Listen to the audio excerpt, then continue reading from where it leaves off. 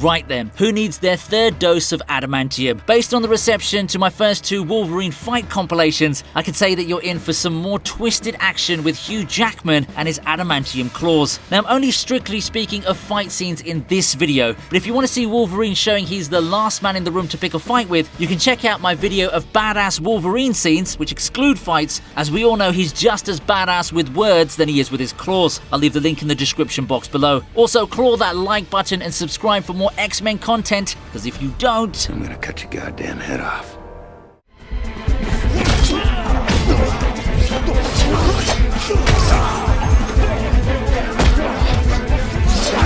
Now, we all know that Logan's always putting himself in danger to save someone else, from his fellow X-Men to the students at Xavier's school. The fate of mutants was looking pretty grim in 2029. No new mutants were born in 25 years, and Logan's healing ability was failing. The movie opens up to a couple of thugs trying to steal the limo's tires. Logan, all weary and drunk, tries to just talk to the thieves, but they shoot Logan and seal their own grisly deaths. He does fight fair at the beginning, but when they start shooting at Logan's car, forcing him to take bullets to protect the precious vehicle and then start beating him up, the raging Wolverine emerges. Limbs get sliced off and the bodies just start piling up. And we, the Wolverine fans, gawk at this classic scene that never gets old.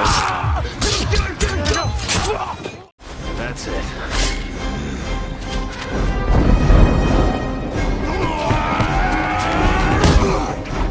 Coming in next is Wolverine vs. Juggernaut. Being one of the strongest mutants, Juggernaut can effortlessly throw Wolverine around just like a rag doll. This obviously didn't stop Wolverine from challenging him though. Logan was uneasy from the start when he saw Magneto walking in with Xavier inside the Grey residence to speak to Jean, while members of the Brotherhood were scattered around. It only gets worse when the doors and windows start slamming shut on their own. Eventually, when Jean broke all hell loose inside the house, Logan loses his patience and races headlong at Juggernaut. To be honest, it's infuriating to watch some porn of Magneto mindlessly thrashing Logan around when all Logan wanted to do was make sure that the professor was safe. Despite getting his ass kicked in every possible way, Logan fights tirelessly to protect his beloved professor until Jean puts an end to it all anyway.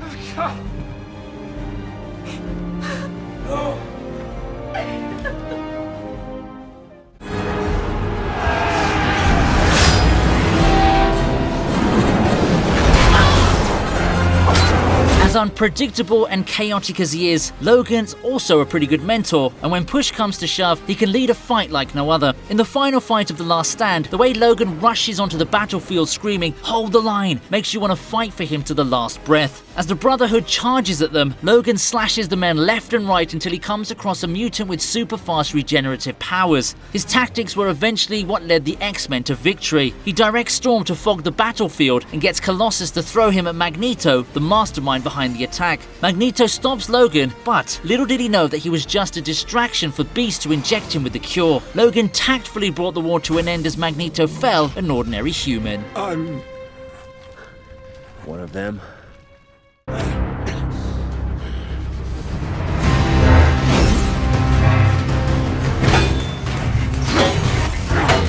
Usually, Magneto can easily overpower Logan because of his adamantium skeleton, but when Logan woke up in 1973 in the Days of Future Past, he was yet to have adamantium pumped into his system. However, even without being able to move Logan like a puppet, Magneto was still one of the most powerful, intelligent, and psychotic mutants out there. So let's cut Logan some slack for not winning this one. Magneto was always one to have a secret agenda. He gained control of the Sentinels by secretly placing metal in them and commanded an attack on the day of their unveiling. While Beast took on the Sentinels, Logan went to tackle Magneto before he could make things worse for the future. Magneto attacks Logan with debris which he smoothly avoided. Eventually, he knocks Logan down and drives several rebars through him, snaking them in and out of his body while he writhes in pain. Magneto finally flicks him away, leaving him for dead. Hate to break it to you, Magneto, but it takes a lot more than that to take out the Wolverine.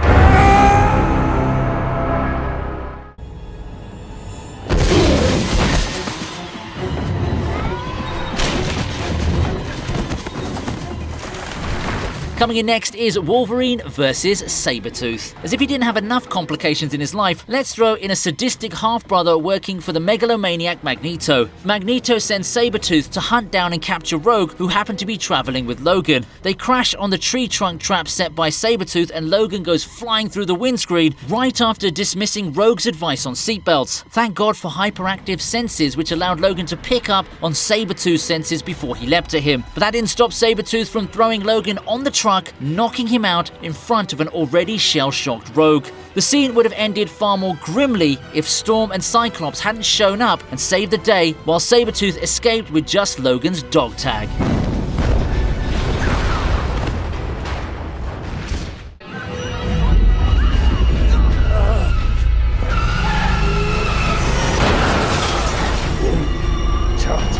Fighting through a seizure can't be that hard if it's someone else who's having the seizure, unless that someone else happens to be the all-powerful telepath Charles Xavier. Wolverine, Xavier, and Laura were on the run from the Reavers, who were tasked with hunting down the escapees of the mutant breeding experiments of Transigen. Xavier suffered another seizure at a hotel when they were ambushed by the Reavers. As Xavier holds everyone in a painful paralysis, Logan finds their room peppered with armed Reavers, frozen in shock. The scene proceeds slowly as Logan agonizingly forces himself amidst the seizure to stab the Reavers. Call me a morbid fanboy, but it's exceedingly satisfying to watch Logan casually impaling the frozen soldiers as he makes his way to Xavier to inject him with his medication. Professor? Next up we have Wolverine versus Beast. Picking a fight with Beast on a quest to find friends to save the future is probably not the smartest move, but Logan, having been through an apocalyptic future and his consciousness sent back to the past, couldn't give less of a damn about civilities. In 1973, when a young man introduces himself as Hank McCoy, Logan couldn't help but smirk on the thought that this scrawny kid is his giant blue furry friend. He barges into the school looking for Professor Xavier, while Hank insists that there's no professor. Ticked off, Logan does the usual, but it turns out Hank was in his Hulk phase in 1973. Give your thanks to the professor, because otherwise the movie would have been a lot shorter.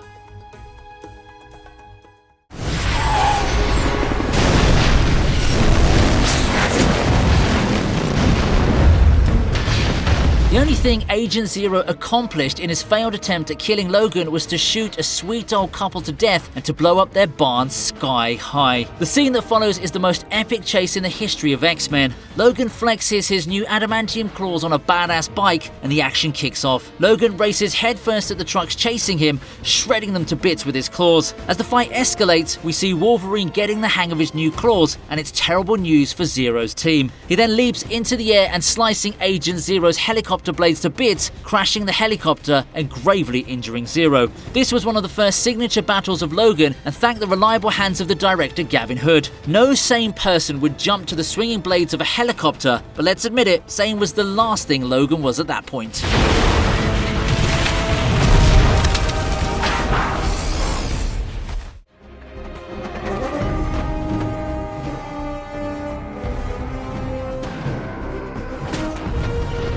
History books have miserably failed to mention the contributions of Logan throughout the greatest wars. The opening scene of Wolverine does justice to this grave mistake. After fleeing their home with Victor, the pair pledge to protect each other. For the next 100 years or so, they fight as soldiers in the American War, both World Wars, and the Vietnam War. The opening scene shows the two brothers side by side charging onto a raging war zone. Victor and Logan make an unstoppable team as they combine their matched abilities with coordinated tactics. We've got to say, Logan fighting alongside Victor is as good as them fighting each other, but somewhere down the line, Victor's moral compass goes to hell and he starts killing like a sadistic maniac, while Logan grows more and more aware of the plight of innocent people. Despite his acute sense of right and wrong, Logan, true to their pledge, defends his brother after Victor killed their own soldiers.